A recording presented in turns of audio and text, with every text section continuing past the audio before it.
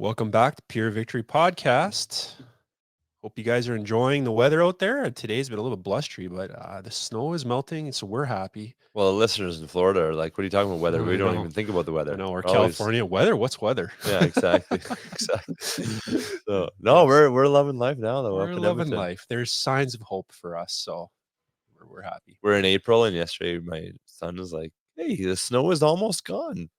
So there's still snow, but it is almost gone. You always prepare for one more dump of snow, though. That's like, when you're in Alberta, that's just the mindset. Oh, even like May long Yeah. weekend, right? No, yeah, Comes you get your hopes up, but not too high because they get dashed pretty quickly when exactly, that dump of snow in May happens. So, exactly. anyways, you're hearing our sob story. Well, let's move on. Welcome everybody back to Pure Victory Podcast, like I said, and today we have a great guest on. Nadine Crain is a counselor here in Edmonton. And we are so happy to have her on. First off, that she is one of our references for Family Life Canada, and we so appreciate our counselors, what important work they do, and she is involved in helping counsel. Nadine, you'll have to fill us in here, but you do couples, you do individuals as well Yep. too. Yep, right. Yep. So, and we'll give you all the information if you want to get in touch with her later. But she also has 3 girls, been married for 14 years. And she wrote some great articles actually on her website that I wanted to highlight today because this is a topic that we have discussed, Matt and I. And I don't think we've had a full podcast on purity culture, but we've alluded to it. We've talked about it. We both were kind of raised in that. But we wanted to chat with Nadine because she just had such a great kind of take on purity culture in her I just did some research on it, but she wrote some articles, and we wanted to just discuss some of what she found in that and what she wrote about. So Nadine, thank you so much for being here. And also, we just wanted to get going on this. Could you start off just describing for us what purity culture is? Yes, of course. So purity, many people will know it's been a theme in the church for a long time. Purity culture itself came about in around 1993 when the True Love Waits movement happened, and so that might ring a bell for some people because it started in southern states, but it quickly spread to every single country.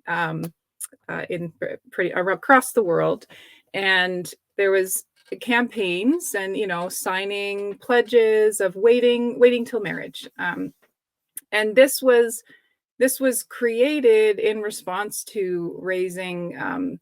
There was a raising statistic of teenage pregnancies in the States, and I think sex education in schools was just becoming more like not what the churches were wanting, and so this became a really big push for churches, youth groups to have this True Love Waits teaching.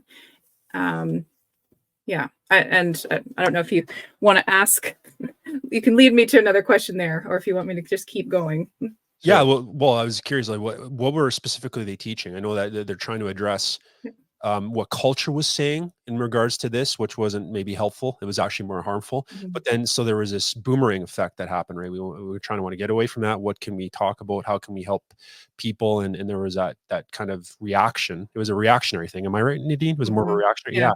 So what were the specific messaging? I mean, you mentioned, we signed that contract for purity, lots of different things. I remember my dad, he gave me around that time, not 93, but later on, I had this gold chain and it was like a sign of my purity.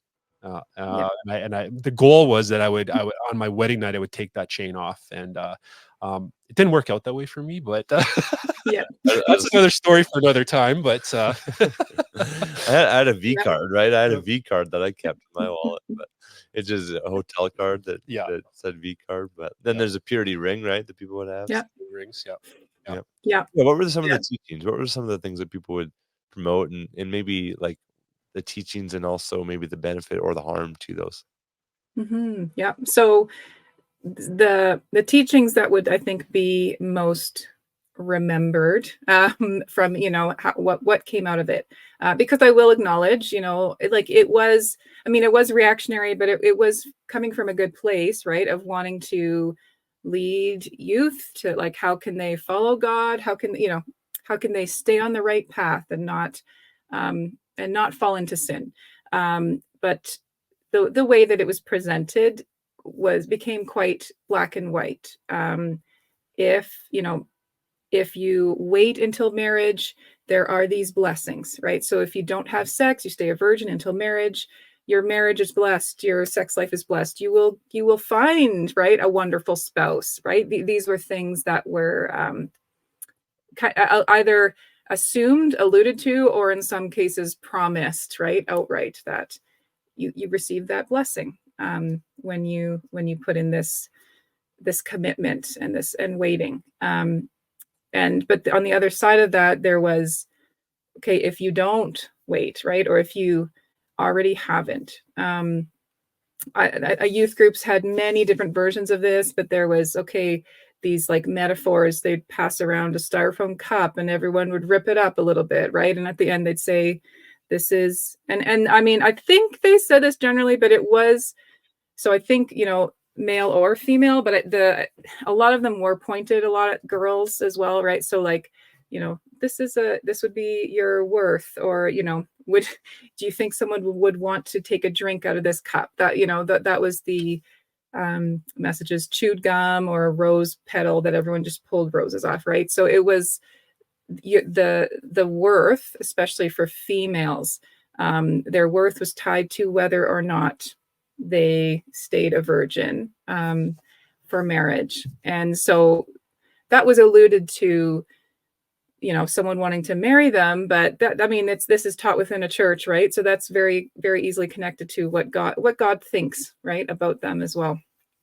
And so the blessings out of marriage, and then it affecting worth, and like your purity and worth. And then the last one was how they would talk about, or how it ended up reflecting on our bodies, right? And if we that our bodies are dangerous and sinful, because if we listen, right, to our own desires, right, it'll lead us down that wrong path. And I mean, I'm not saying that that's incorrect. I'm not saying that that's incorrect, but that it became so black and white that or the way that it was taught in like, there became, for many people, right, a split between my body and my sexuality, and then here's my spirituality over here, and I have to keep those separate, because obviously no one can live without having some sin, right, in whatever way. So that, especially in modesty for girls, so talking about how they dressed, can in some cases went to an extreme where females like just felt like, well, that it's just sinful to have a female body, right, in some way. Yeah, I just heard the story of this girl, and she's an adult now, but she was talking about her youth group, and she was saying that the youth leader the pastor went around to all the girls and said, if I tap you on the shoulder, I want you to stand over there. If I don't, stand over there. And so two different sides to the room. And so finished, and all the girls that the youth pastor had tapped on the shoulder, they were told that they weren't dressed properly, and if a boy was here, they would be lusting, and it would be their fault. That's terrible. It's terrible. And it was like, man, these girls, like, it's bad for them, but also the guys, like, oh, we're just animals, we don't have a say in it. No control. No control. It's unbelievable. So yeah, the messaging is just so bad, but it's so focused on the behavior and just so void of the grace of God, which is wild. So what have you seen coming out of that? Maybe people are our age and older, maybe a little bit younger. I guess we're old now, but just people who grew up in that purity culture. What have you seen, just in terms of negative effects in marriage or in singles? Yeah. Well, from the promise, right? So especially for singles, I know many women, right, that have like, well, I did what I was supposed to, I've been faithful to God. I've been in ministry, and they're in their maybe late 30s, 40s, or later, and there is resentment, right? There is like, where is what I was promised, and but on the other hand, marriages, right? People that it kind of like came into place exactly as it's supposed to, right? Okay, here's like the the ideal picture of what you know, the leaders and the true love waits people, right? That's what they wanted to happen. And those marriages, and I'm not going to say in every case, right? But there's many that have struggled because, so for women, right? They can't just, you know, just to flip that switch to be like, okay, now sex is good. This is a good thing. I'm allowed to enjoy this, or I don't have to, like, you know, even that, you know, what you were sharing, Matt, about the females being blamed for men's temptation, right? And then then how do, yeah, just trying to change that whole script in your head, or even theological belief about sex as soon as you get married. It's a really hard turnaround. So, you know, there's many marriages that, and sometimes it's never really addressed or talked about. That's why I think it's so important for this to be brought up, is that there is these struggles preventing couples from having just intimacy in their marriage that is enjoyable for both, or, you know, that is actually drawing them closer together. And you know, on the male side of it, right? Like, so those messages were geared towards women, but as you referenced this as well, so it's like those messages that are given to the guys when everything's focused, right, on the females, that you know, you do kind of get that feeling like, all right, okay, it's, well, I can't say that from my experience, right, but from what I've heard, right? So if it's taught like, okay, well, it's her responsibility, she needs to dress properly, then that does affect how you know, how boys grow up, and you know, so I it's not the area that I studied as much, right, or experienced, so I won't speak to that myself, but it impacts both sides. Yeah. Yeah, like my story with this totally was like, in my teen years, I mean, I'm looking at porn rampantly and behind closed doors, but I see that I'm hearing this messaging. Well, and this, I'm a teenage brain, right? So I'm thinking, well, I'm not pure. I'm not good.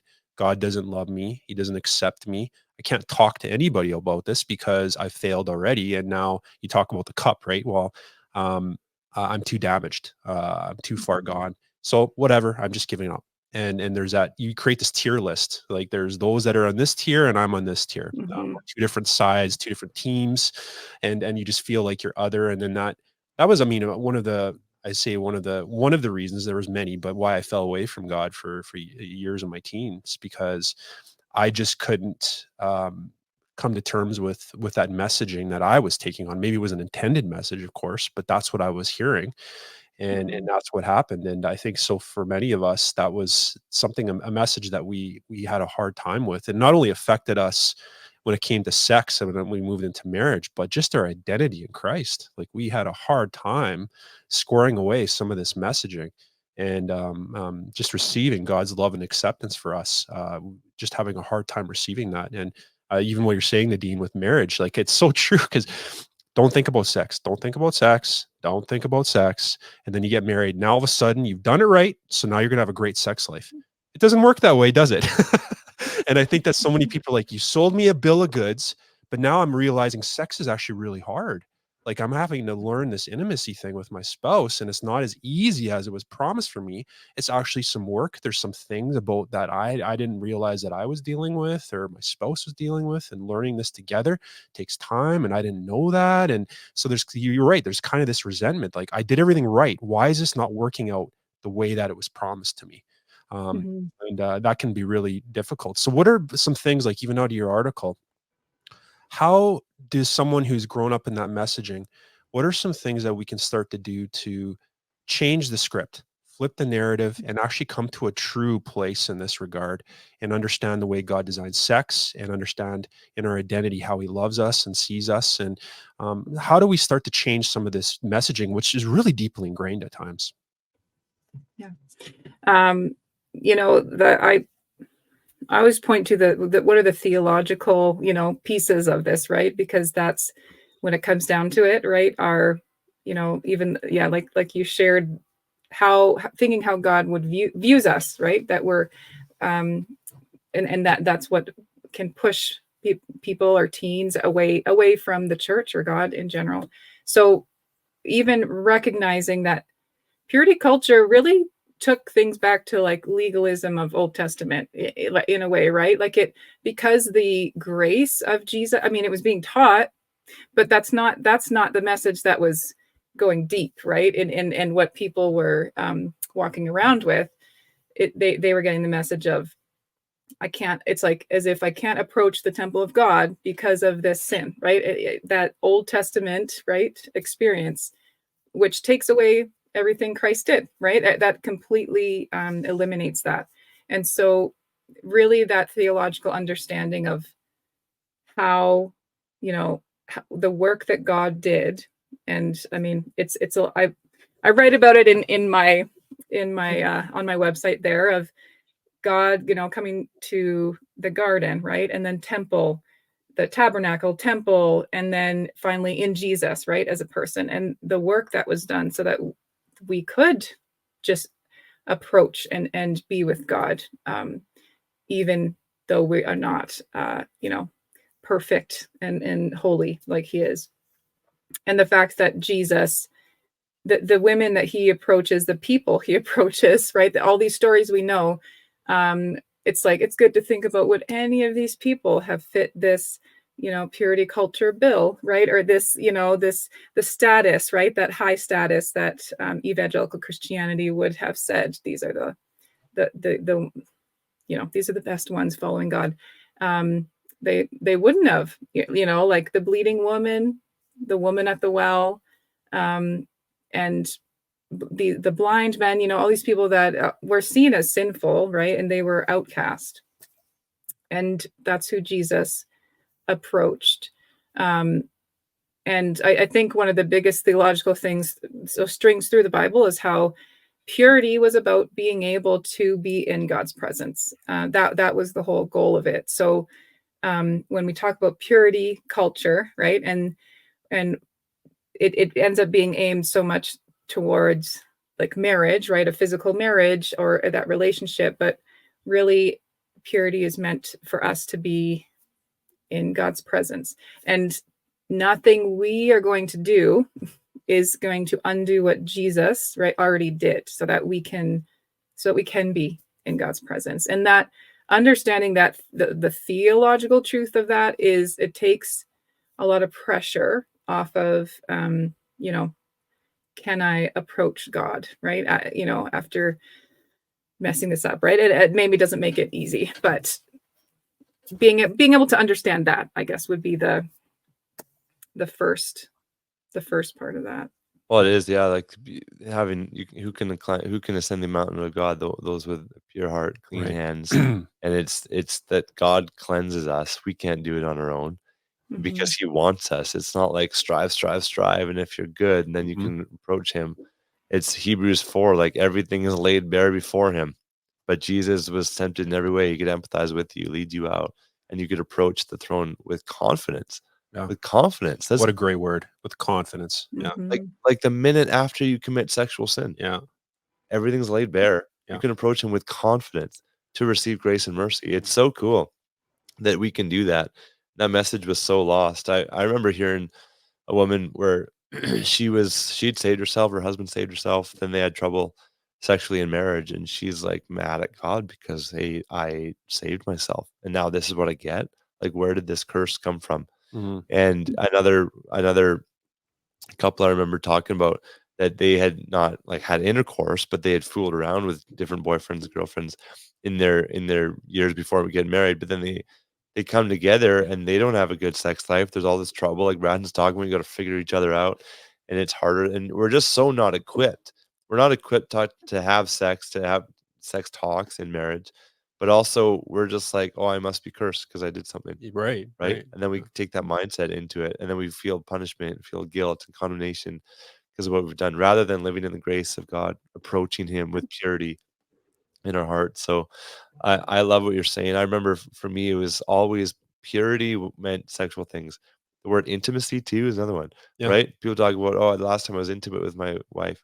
Well, what is that? Are you just talking about sex, or Right, could you be because that's emotionally? one kind of intimacy. Yeah, exactly. Yeah. That's right. Exactly. So it's interesting though what you're saying, Nadine, because purity is meant to be in the presence of God, and we've taken this thing that's supposed to be about His presence, and we've made it all about sex, which is a real interesting thing. That's what the world has done too, is elevated sex to be above God, and in the church with purity culture, we've done that too. So with people who have had those mistakes, Nadine, or there's been guilt, sin, all of those things. Like, how do you walk with people, maybe in your clinic or at your church, or just in your life where ministers the gospel? But how do you walk people out of that guilt and get them to see things as the Lord does?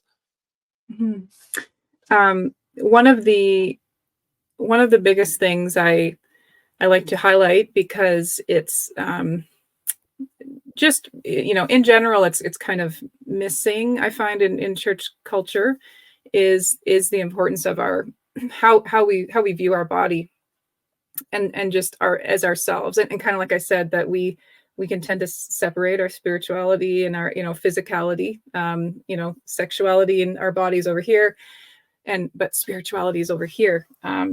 But there's nothing spiritual we can do without our body. Like we can't read the Bible or worship or sing or even pray. Like we need our whole, we need our body to be able to do that. And so being able to I work with clients a lot on just like going from here, right? So your mind, right?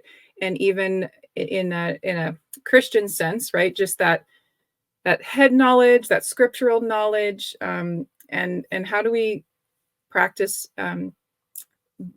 being in our body, right? That, like, there's that a common phrase now of being present, right? Wherever you are. But there's a lot of people, right, that we can't accept ourselves because we have shamed our body for such a long time.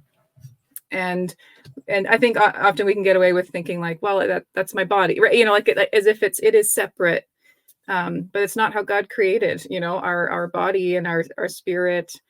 It created this to all interact together. So ways that I do that is,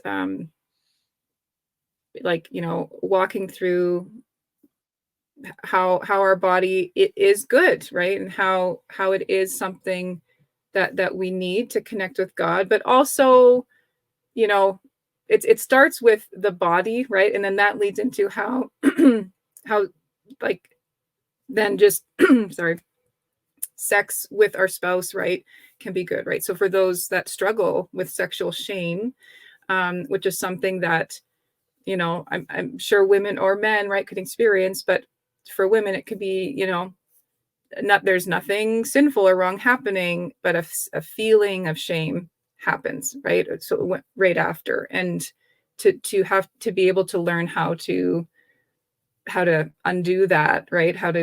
And so that is like the questions that we're usually too afraid to really ask. What does God really think, right, about me and my spouse having sex, right? Or even these sexual desires in my body. And that, so this kind of, I'm going to share a spectrum of kind of, so your own experience, but if you have children, right? And if you're, raising kids, thinking of how are we going to walk them through this? I think it really, the big thing it starts with, right, which would have been right before purity culture would be taught, is just puberty, right? In general, like the changes in the body where we realize that we are a sexual being, and all these strange things happen, which our parents may not have, responded well to, or been able to really like talk with us about. But God created, that process for a reason. And to be able to even just look at that in itself, but for women, and because I have daughters, I'm, this is something my current kind of passion is looking at just the menstrual cycle, right? And for women, and how it theologically reflects scriptural truths. And, when that can be presented to a young girl who's just learning about these things, and, oh, wait, I don't have to be shameful about, like this process my body's going through. It actually reflects God's image as well. I think that is a building block for changing how we view ourselves, right? And then leading into, the struggle or shame with sex, or even just desires, right? That we have. Yeah. Well, and I think just even what you're doing, and these articles and what you're talking about now is the conversation. Let's have the conversation. Let's talk about it. Where maybe in the past this was just all pushed down, and we don't talk about these things, so that creates a lot of either curiosity or some stigma and maybe shame. And so all of those aren't great. And so it's curiosity can be a good thing, but sometimes the curiosity where it went was, let's explore by experiencing and doing some of these things, or that cause a lot of damage too. But I just love what you're sharing there, Nadine. And I'm just curious. I know we're kind of moving away from that. Like the purity culture was something for all of us that are millennials that we lived through. But moving forward from that, because there has been some backlash to that, a lot of strong reaction to what occurred from purity culture. And we've seen a lot of that occur in the past few years. Where do you kind of see things going? Because I know that even what you're talking about, I mean, a lot of the messaging, even specifically, because I'm curious, you being a mom of girls, there's some difficult messages still out there that we are traversing. You do, like in the purity culture, yeah, you had this kind of more shame-based thing that happened where I don't want to think about my body. My body seems shameful. I don't know where the desires come from, and all these different things. And then you have the other end extreme is I only have value based on the way that I look externally or what I can bring to the table in that regard. But where do you kind of see things going? Because we still have that to an extreme. So moving from millennials to Gen Z to even to Gen Alpha, I think it is. Is it Alpha Gen? What's one of Gen Z? Yeah. What are your kids, Nadine? I think they're the Alpha generation, right? Is that? Oh, I think they went back. Anyways, I don't know. They're awesome. Aim for awesome. Yeah. Where do you kind of see things going? Because I know that we're the world we're living now is different than what it was 10 years even ago. So what are you kind of seeing, and how would you kind of talk to your girls moving into this time that we're in? Yeah. Well, I think something I'm seeing, and I think everyone's experiencing, right, is that as opposed to the 90s, early 2000s when purity culture happened, different evangelical churches, right, are finding just different positions on a lot of things, right, and different, there's all these different levels of how conservative or liberal, right, and then that impacts how what they're teaching, and so it's always been the case, but I think more than ever, right, as parents, it's like purity culture should be an example of why, you can't always just trust, or you shouldn't just trust, right? Okay, send my children off to youth group and church and they'll learn what they need to know. We have to we do have to be, asking them and teaching and talking about the most important things, right? We want to make sure they know and are learning. And for my girls, it's a scare. I don't have any in the teen age yet. That's a hard, that comes with its own hard decisions. But I think the theological, teaching that theological understanding of your body is good, and God created it, but there is these temptations out there, and the middle ground, right, between just don't have sex, right, and do whatever you want, right, that middle ground is where I think it happens in the conversations, right. It's about parents, right, or leaders, teachers being open to the curious questions, right, that teens would have, and being a person that they feel comfortable asking the questions, I think, is the biggest thing. And that's my goal. I think that's what my husband and I've just worked on with our girls. That, I mean, right now it's just, they come up with these random questions or awkward times to ask things about body parts, right? And then we try to answer if it's an appropriate time to answer. We try to answer it without being like, Right. we don't talk about that, right? Or just giving a reaction with no answer. We try to answer it, right? Either like in a scientific way, like just being like, well, that is, we're big on using real names for body parts, right? So, just how the function of it or whatever, right? Or if we need to, we'll talk about that, I want to talk about it with you, maybe, when you're a little bit older or in a different place, but just trying to keep the conversations going so that they know, like, oh yeah, I can ask them. So that when it comes to, right, like, oh, okay, now my child is dating, right? And it's like that, those conversations don't feel like it's not like that, the one sex talk that I think a lot of people experience, right? If you had one, it's like that awkward sit down and you try to just get through it, and you never want to like ask any questions or talk to your parents again about it. Mm-hmm. That's not what you want with your kids, to be able to help guide them, and because really, right, in all parts of parenting, you want to help them build up the ability, right, to make the wise decision, so that when they go out on their own, which when we're talking about sexuality, really by the time they're 13, 14, they're going to be making decisions, right, on their own that we may not know about, especially when they have the driver's license and they go with their friends. So to know at least that we have equipped them, right, as best that we can, to make those decisions. And I think that the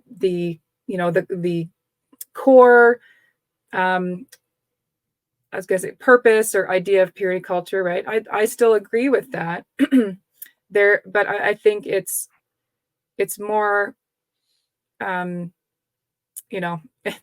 not teaching as black and white, but, well, this is how God created sex and marriage, for that purpose.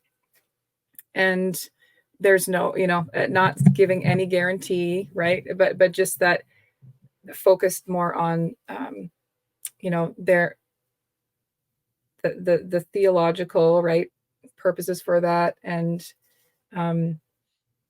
I think something that I've landed on for myself is that if we really focus on that, building up theological understanding in our kids, they have what they need, right? And if we're helping them develop in their relationship with God, as long as they are, they are choosing that, right, as well, then they have everything they need to be able to like stay on the right path, or find it again, right, if they if they veer off at some point. That's right. I love it. It's so true. It's the houses, right? The two houses in scripture where you found it, you're built on the rock. It's like you hear the words of God and you live that out. Like, the wisdom, you need to know the word. Or how can a young man keep his way pure, right? By living according to the word of God. We need the word of God, and to know that. There's been so much misunderstanding scripturally, and people, oh man, I heard a clip recently, just a beauty, not really, of a mega church pastor telling the women in his audience, like, man, when you get to that wedding night, your husband's been waiting for it all night. You just stand there, do what he tells you to do, say what he tells you to say. It's like, whoa, what? This is like the total opposite of scripture. Wow, yeah. 1 Corinthians 7 talks about husbands serving wives before wives serving husbands. And that's the picture of Jesus serving the church. And it's so different. So there's been so much scriptural misunderstanding. I appreciate, Nadine, that you bring that up, because it's encouraging, I think, for parents and for us to know that we can go to the Bible and there's answers. Sometimes we feel like, oh, I don't know what to say, but the answers are there, and we can even ask the Lord to highlight certain things. And then we're not talking about the wee goes in the vajayjay, and we're using real words, right? Yeah. There needs to be shame around it. So I Yeah. appreciate that. What's your mentality? I was curious about this with your kids, your girls, in being proactive versus reactive with that. Like, you know, a proactive approach would be the sex talk. Okay, I need to sit down with my 13-year-old on their birthday or right after, Right. have the sex talk, and then I've done it, and that's it. But reactive is more like as things go. But I think both are important. Your kids are, I think, older than mine. So, what's been your approach with just bringing it up as it comes, or how do you? Yeah. Well, I love, you know, kids books and things like that. And so I've found some, you know, over time, just some helpful books that are like, you know, oh, it feels like story time for them. But I'm like, oh, but it's just really highlighting, oh, your body's a good thing, you know, like it's not, you know, just like very simple things, right, for kids. Um, and then just recently I've come across some bit more like the books that are like, so you guys are probably familiar with the Good Pictures, Bad Pictures, that kind of, you know, prepares kids to not look at pornography, and, you know, kind I of has started that. reading it with our 5-year-old. Yeah. Started reading. Yeah. Yeah. And so kind of books like that, you know, I find things that aren't like, you know, I don't want to sit down like my 7-year-old and be like, all right, now's the time, you know, this is very important, you know, just make this really big pressure filled conversation, but more so, oh, let's look at this book. Oh, do you have any questions about this? And I have there's a series I found about an anatomy. So it's a doctor that's created this kids book illustrated with just like anatomy, and it talks about it, but it talks about it as kids. It's like in a storybook way, but it's very informative. Like as an adult, I'm like, I need, like as an adult, I appreciate all the information in there. And I had them out. My 9-year-old just started reading through the one there. And I just was like, just let her read it. And I'm just getting to the point now of like, you know, those next steps of like, okay, how do I want to structure a bit more, right? Talking about this, because my oldest is the age where this year the school's going to start doing their I guess the beginnings of sex ed stuff. And so, you know, how to just start talking about that before or during, while she's, you know, learning about that in school. That's where I've been at. I love it. We have a series like that, like what you're talking about too. It's 30 days of sex talks that we have with our kids, and there's different books for different age groups, and we've worked through that along with Good Pictures, Bad Pictures. But what's the name of the series that you have, Nadine? Yeah, so it's called Anatomy for Kids, and Shelley Metten is the author of them. So they have a series for some for girls, some for boys, and I have there's a one for ages 5 to 7, one for ages 8 to 9, and one for ages 10 plus. And they do have at least one or two older than that, but those are the ages of my kids, so those are the ones I have. But it's been a very good mixture of like illustration enough that kids are interested in it, but the information is very, very helpful. And Awesome. yeah. Awesome. No, it's great. And I think that's so important too. Like for parents that, you know, you educate yourself and learn how to go about doing this, because sometimes this wasn't obviously modeled for us.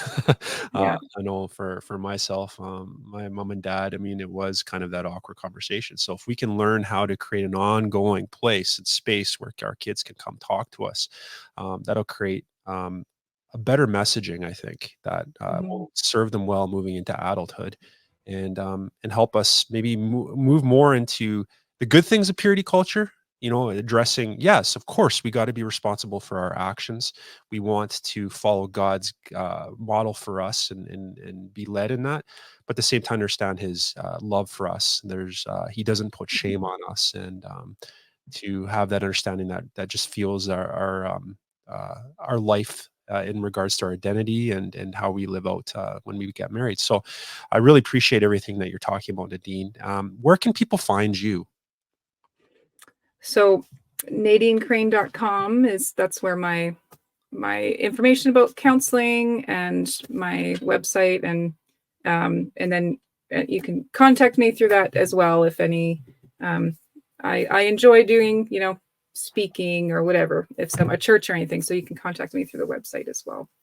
Awesome.